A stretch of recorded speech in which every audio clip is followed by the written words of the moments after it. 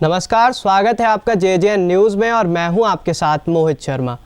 चमोली जिले में आपदा का दंश झेल रहे जोशीमठ के आपदा प्रभावितों के स्थायी विस्थापन, भूमि और भवन के मुआवजे के संबंध में पुनर्वास नीति पर कैबिनेट ने मुहर लगा दी है। इस कड़ी में भवन मुआवजे की दरें तय कर दी गई हैं। आवासीय भवनों का मुआवजा केंद्रीय लोक निर्माण विभाग की प्लिंथ एरिया दरों के आधार पर दिया जाएगा।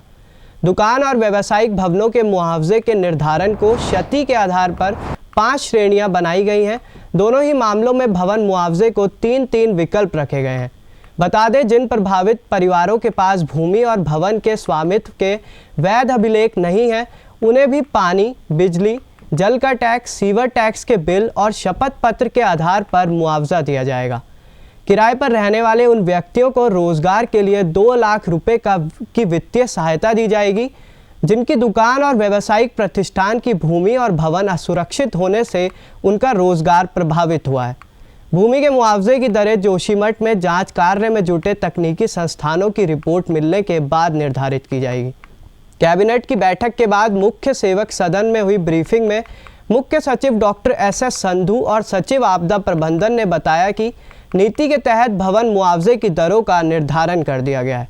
कैबिनेट ने केदारनाथ पुनर्निर्माण की तर्ज पर जोशीमठ में दुकान और अन्य व्यावसायिक प्रतिष्ठानों के भवन के मुआवजे के निर्धारण के लिए क्षति के आधार पर 5 श्रेणियां तय की हैं।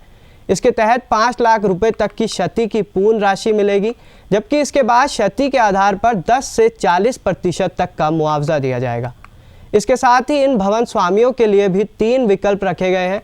बता दें, क्षतिग्रस्त व्यावसायिक भवन और दुकान का मुआवजा निर्धारित दर पर और भूमि का मुआवजा तकनीकी संस्थानों की रिपोर्ट के आधार पर दिया जाएगा।